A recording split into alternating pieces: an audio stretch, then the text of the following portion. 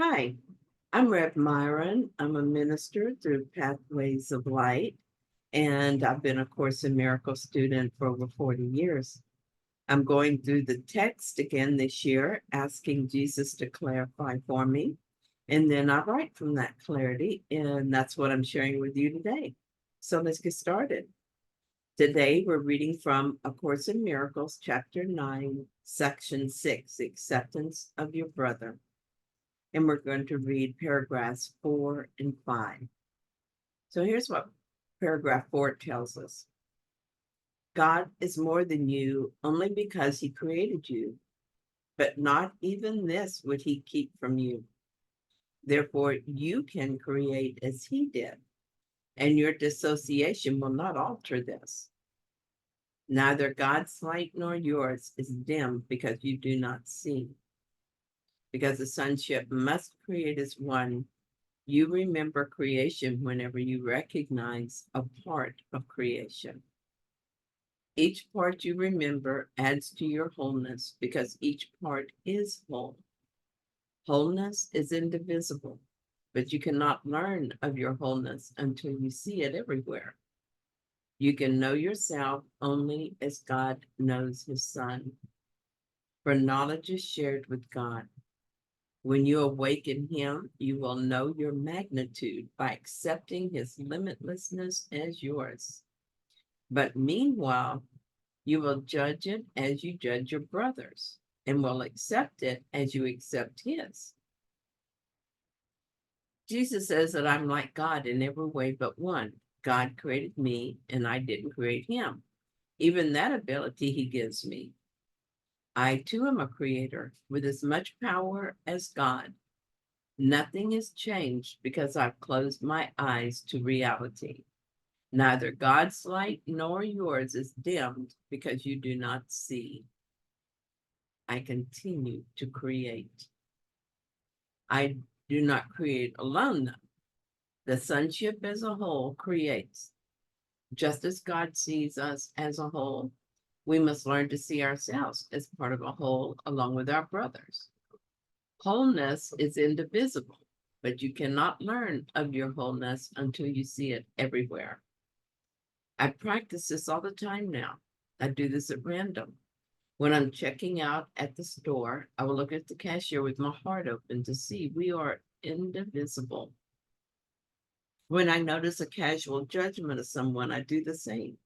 I'm asking Jesus to help me with this.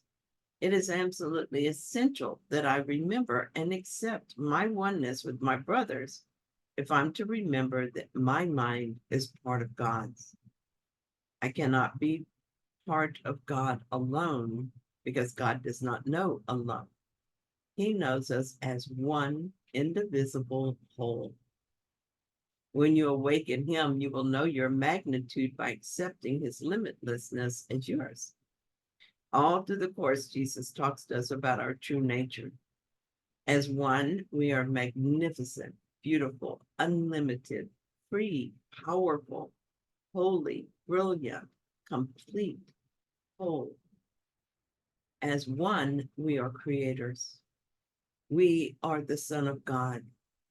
Our true nature is one of wholeness, but I will not feel this if I still choose specialness over wholeness. I'm making new choices and will continue to do so until I recognize there's only one choice, and I make that. When I know my brother as the sons of God, equal to me in every way, I will then and only then know myself as I am. So this is my prayer. Dear God, the next time I think the cashier is too slow or feel resentment toward the person who took the parking spot they could see I was waiting for, when I look with envy at someone who has what I don't, or when I think I would be happy if only someone would change. When I read the paper and think how sad this happened, how tragic that, how guilty the perpetrator. Dear God, please remind me of the sacrifice I make in order to see myself separate from these splintered parts of myself. Holy Spirit, heal my mind. Restore me to ourself.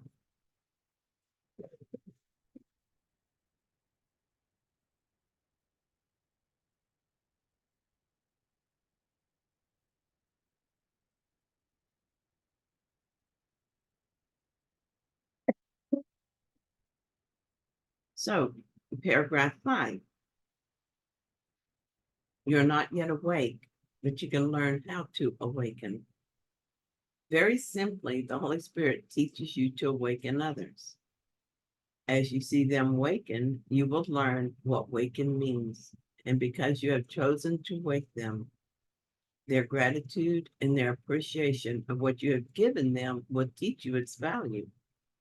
They will become the witnesses to your reality as you were created witnesses to God's. Yet when the sonship comes together and accepts its oneness, it will be known by its creations who witness to its reality, as the Son does to the Father. Because I was created as the Son of God, I am witness to the reality of my Father. My creations, of which I'm unaware in this dimension, and yet which nonetheless still exist, witness to my reality. When I say I mean I as the one Son of God. The I that I am still somewhat identified with at this time as a separate part of the sonship. But regardless of my misplaced identification, it is not what I am. When the sonship comes together and is one again, it will be known by its creations, as God is known by his Son. This is outside my limited knowledge at this time. However, it is not outside my mind, so it is not lost, and I am still as I was created. Although I'm still dreaming, I will awaken, and when I do, I will remember this. I will awaken to the Holy Spirit as he teaches me to awaken others. I am always awakening, and my happiness depends on knowing everyone is my brothers, a part of the wholeness that we are. There is something I must absolutely and without exception accept as true and necessary. I cannot know myself, my true self, as less than whole, and I cannot remember my wholeness if I continue to disavow my brothers, since they are part of my wholeness.